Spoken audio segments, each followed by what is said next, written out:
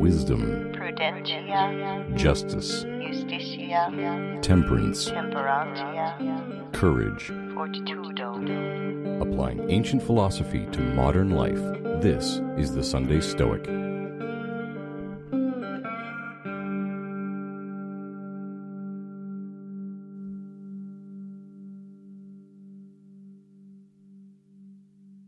Welcome to the Sunday Stoic Podcast. This is Steve, coming to you from Conway, Arkansas, where the snowpocalypse 2021 is finally coming to an end. We've had many inches of snow, sub-zero temperatures, the power going on and off.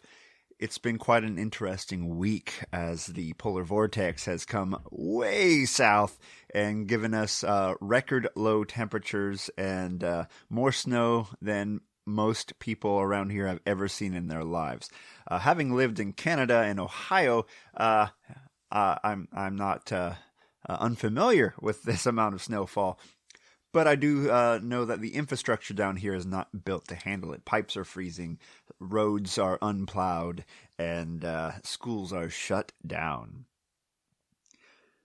Thank you for tuning in this week. Just a few bits of housekeeping here. I want to thank the patrons who keep the lights on this show. You can support the show by going to Patreon, www.patreon.com/SundayStoic. We are working on creating our own little stoa over at the Patreon there. We're the porch of the sun, as I call it, the porch of Sunday. And the plan is to meet once a month or so to discuss Stoic topics, readings, techniques, etc., and that's open to patrons. Also, thank you all who have been listening to recent episodes of my long interview with, or not interview, but my long discussion on the Practical Stoic podcast with Simon Drew, which we both aired on our respective podcasts. Make sure to check out Simon's show. I'm sure you do already. And I want to thank all those folks who have guest hosted and things recently. I am going to apologize that the podcast provider I use has been sticking some ads in the middle of my podcast in inopportune places, and I'm working on learning how to make that not happen or to put them in very specific places rather than randomly cutting off the episode. So I apologize for that. This is all a bit of a learning process. So bear with me. So I'm at home today. My son's running around, so if you hear any noise, I can't promise this will be a studio quality episode, but we're doing the best we can. So this week I wanted to talk about actually kind of a short series, a few episodes here, over the Stoic Paradoxes by Cicero. He's writing a little short book for Brutus, actually, the et tu Brute, the guy that is involved in later on in the assassination of Caesar. He's writing this book to him about Stoicism, and these so-called Stoic paradoxes. Not that they're paradoxes in the sense that they're not true, but that they don't seem legit when you first hear them and you have to chew on them for a while. And I think we'll see that we as modern followers of the Stoic philosophy may not fully agree with the ancient Stoics. But what's really cool about this book is that these writings by Cicero are some of the oldest records we have of Stoicism. We have little snippets from the ancient Greeks. Let me be clear on that, little snippets here or there. But we have whole works from Cicero who had access to, the ancients and was able to write about it, and his writing predates Seneca. So we have his writings, and so they're a good glimpse. Even when he's critical, or maybe especially when he's critical about the Stoic school, we can see into the past a little bit. And why is that important? Well, you have to know where your philosophy comes from, and you have to be able to figure out what you actually accept and what you want to let go. I'm trying to build a life philosophy for myself here, not just a life hack, not just I do premeditatio malorum and I try to believe that everything outside my power is nothing to me and I'm done. I'm trying to go deeper here. And Stoicism, if you don't know, if you're just joining this podcast for the first time, it's an ancient philosophy that that challenges us to live according to nature, to accept the chain of cause and effect, to understand that most things are outside of our power to control. Not that we shouldn't influence the world and try to do good, try to be just, but to accept that we're not going to move mountains, most likely. We're going to make slow, steady progress. We're going to, we can influence the world. It's our job to try. But we're focusing on our intention and our actions rather than the outcomes. And also importantly in that is that it's a practice. It's not just a intellectual thing. It's something you have to do. Much like in religion where you must pray and attend services and things. Stoicism has practices. We journal. We do these kind of meditative practices, and some of these are reconstructed. Some of these we know the ancients did, but it's a living philosophy that we're updating for the modern era. So the first paradox here in the Stoic Paradoxes by Cicero. Paradox 1, that virtue is the only good. So we hear Seneca talk about this later. Virtue as the only good.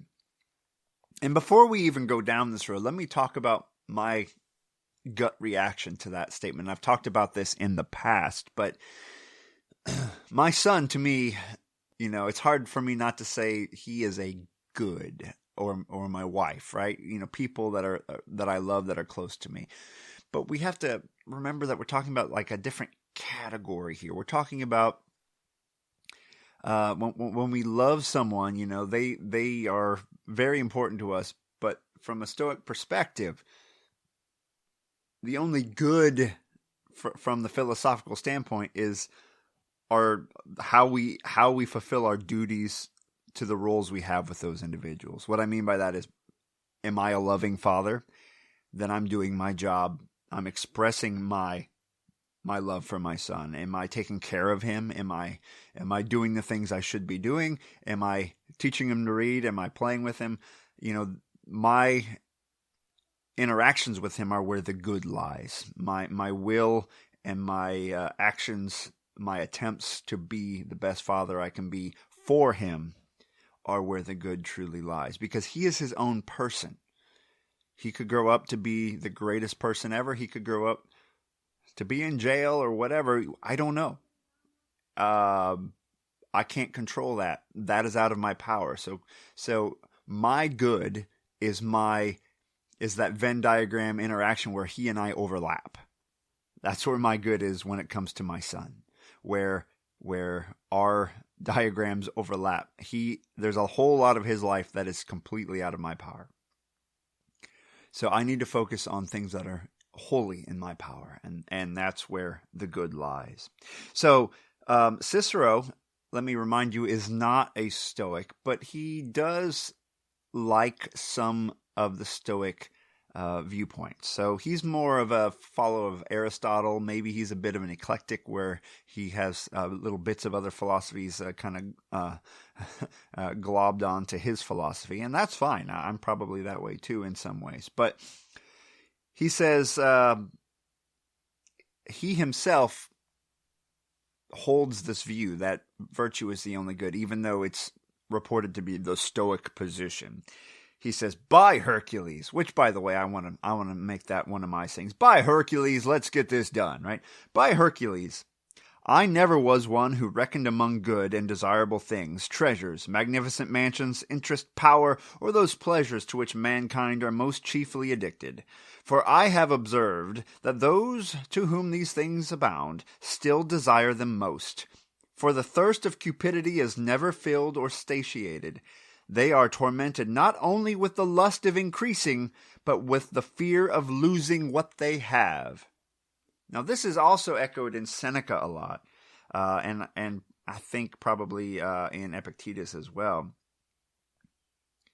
So, folks who want more, folks who have more, typically are the ones who want more and more and more. They're harder to satiate. And then not only do you want more, but you're scared to lose what you've got. And I can relate to this myself because I think I mentioned recently I had some house issues. I had to have like a support put under part of my house because it appeared the foundation was sinking a bit, and now I probably have to have drainage put in my yard to try to get water away from the house. All these things that are freaking me out, but I have to remember, hey, this is not a good. This is just a thing I got to do. It's just a material thing. In 100 years, this house is going to be torn down. This is not some world-changing event you're going through. And the more you have, the more you fear. So you have this nice thing. You have a house. Ooh, it's nice. But now you're afraid of something going wrong. You have a nice car. Now you're afraid someone's going to scratch it. So there's a trade-off here. It doesn't mean you can't have nice things. It means you need to remember there's a balance here. There's a having it and accepting that it's going to change. It's the acceptance of change. Once you've obtained something, that it's going to take work to maintain. Are you okay with that? It's going to change. Are you okay with that? It will be damaged. So we have to keep that in mind. By the way, I'm doing this podcast a little different than a normal episode, rather than, doing readings like a sermon and then coming back to it. I hope you're okay with that this week. So he goes on to discuss this notion, and he comes back to something that we've heard also from Seneca, and that is something that Seneca talked about when he talked about one of my favorite Seneca stories, the story of Stilpo. If you recall, his village was destroyed, or his whole city was destroyed, and someone saw him like walking away from the destroyed city, and they're like, how do you feel about all your stuff being gone, Stilpo? And he's like, I carry all my goods with me. And so we see the same thing here when Cicero talks about this guy named Bias. That's a pretty bad name. He says what he's doing in this book is he talks about virtue being the only good, and then he gives examples of virtuous people, many of which we won't know these days unless we're historians. But he says, "Shall I speak in praise of Bias, whom, if I mistake, is reckoned among the 7 wise men?" So the ancient Greeks had these 7 sages that they revered as wiser than all else. This is in the times before Socrates. So someone took possession of his native country, and they carried off all of his stuff.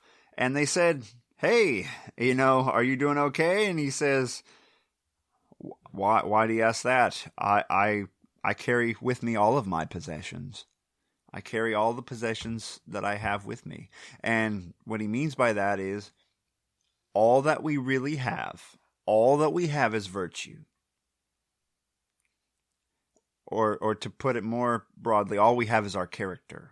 It could be vice for that matter. But all we really have that's truly ours is us, is ourselves. Everything else is completely controlled by fate.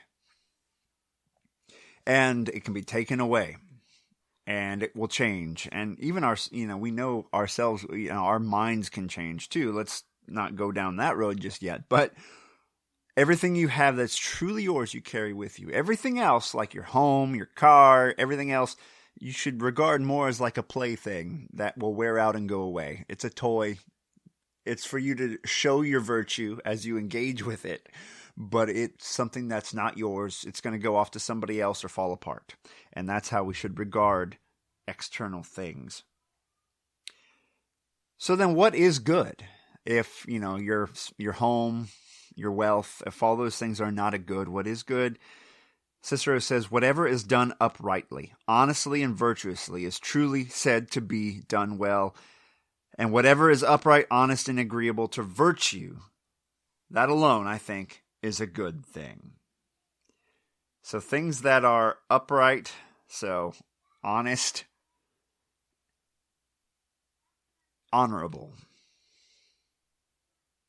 And you alone will have to determine what is honorable in terms of your choices of actions. But what actions can you take that are honorable, upright, and just? And kind of like who was it in the U.S. government that said, they asked him to define pornography, and he says, "Well, I can't define it, but I know it when I see it." What is not upright? What is unjust?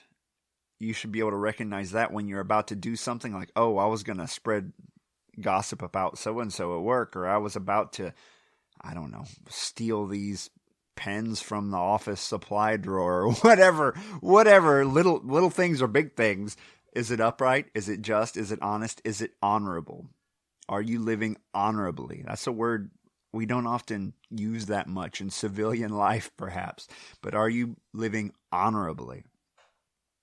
And that's what he thinks is part of living virtuously.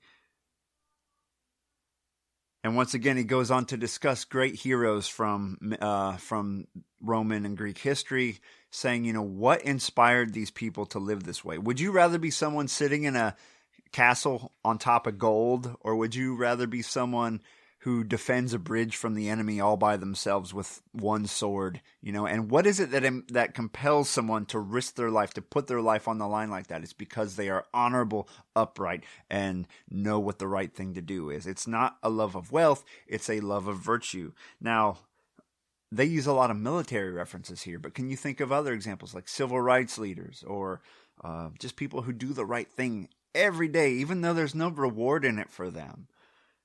Those are our examples, our North Stars, our shining beacons that show us, hey, you don't have to have great wealth. Now, let me say that wealth is an indifferent. It's handy. Wealth can be handy. Like, you have more time to study philosophy and to volunteer and things if you have wealth, right?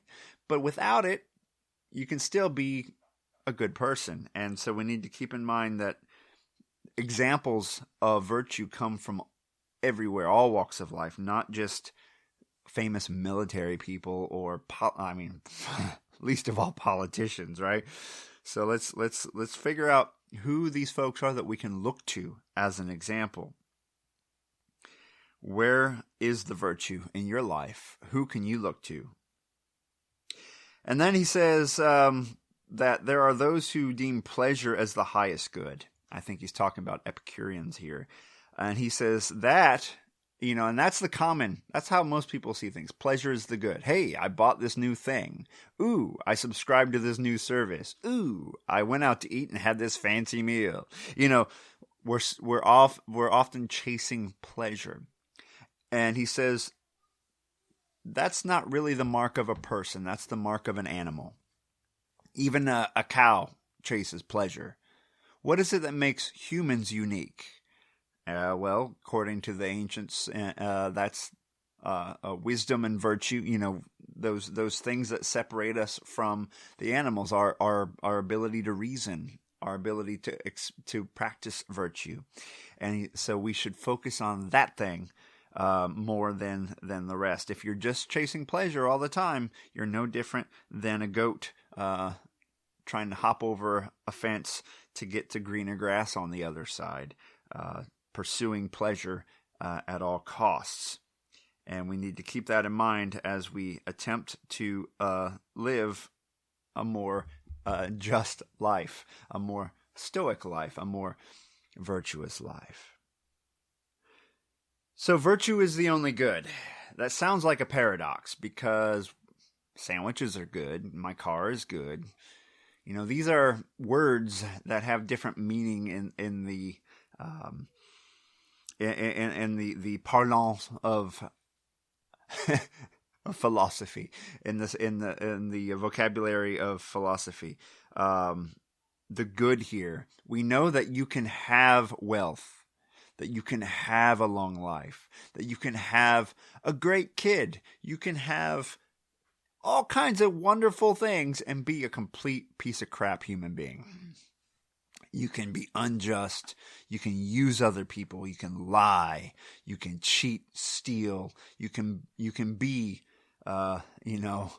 uncourageous. You can be lowly. You can be unglorious, as it were, and still have all those things. Therefore, they are not a good. Cicero hints at the fact that if something is a good, then possessing it makes the person good or better. So, does having a new house make you a better person? No. Does behaving with courage and justice make you a better person? I think so. Now, we say courage, not rashness, right? But yeah. Does being wise typically make you better. It makes you make a better decision maker. Sure. Does being temperate, self-controlled make you a better person? Typically, yes. You're not chasing those pleasures so much. You're focusing on what's important. So all the virtues together as one whole, as the Stoics say, all virtues are really one thing, make you a better person. Therefore, they are good. They are the only thing that the Stoics could think of that you can possess that makes you better. Whereas other things you can possess, they might help you to become better, but you could also use them to do wrong. So what do you think? Is there anything else out there that you can possess that only makes you better? What are those things? What are the things that can't be used for wrong? And can virtue be used for bad? These are things to think about as you develop your own philosophy to see if you agree with the ancients or not. So that's paradox 1. So I suggest an exercise would be to get out a journal and jot down what are the things in my life that I have considered to be good that are not a good from the Stoic perspective.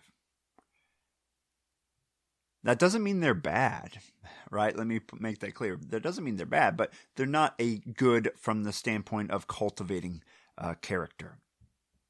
But then you can have another column. How can I make my interactions with those things a good? There is still a good to be derived there. It's about your character and how it interacts with them. Like I said before, think of a Venn diagram. Over here is your car. It's its own thing. It could exist without your existence. It'll go away. It can be owned by somebody else. It could be crushed by a tree, whatever. And then there's you, right? And you have certain things in your own power. Now, these two things overlap. There's a little bit of overlap in those two spheres, and that is how you relate to the car, how you take care of it, how you treat it. Do you lust after your car, or do you treat it with the knowledge that it will go away and you'll be okay if it gets dinged or scratched? Your interactions with that thing are where the good lies when it comes to that item. Your spouse, they are their own human being, but there's definitely an overlap there. Your relationship with that person, and your relationship isn't even totally under your control because it's partially under their control, right? But your commitment to it, what you do each day to cultivate that relationship, your part of it is where the good lies. And if that person means a lot to you, if you put, let's just go hardcore Stoic here and call all these things, even our family members, they are technically indifferents. They're preferred indifferents, right? You put them on a scale. Indifference, unlike virtue, indifference can have different values, right? My car means far less to me than my family. And so I am willing to do a lot more for the good of my family than the good of a car, right? So you can journal about this, work through it, see where you agree or disagree. Maybe you can't make the commitment that a loved one is, using the word indifferent in the same sentence as a loved one seems hard and rough. Maybe you don't agree, and that's up to you as you develop your own life philosophy. And I think it's important we do that. We don't just accept what the ancients said because they said it. That would be dogmatic religion. We stew on it. We write about it. We chew on it. We think about it. And we determine where we lie. Be your own philosopher. So that's paradox 1. I hope you found some value in my rambling podcast today as I hide in the bedroom trying to avoid the noise of my son running around like a maniac outside the door. Next time, I'm going to cover one or two other of the paradoxes. We're going to cover the whole thing. There's only a few of them. It won't take too many episodes. But I hope you enjoyed it. And I hope you will contact the show. Let me know what you would like to hear about. SundayStoic@gmail.com.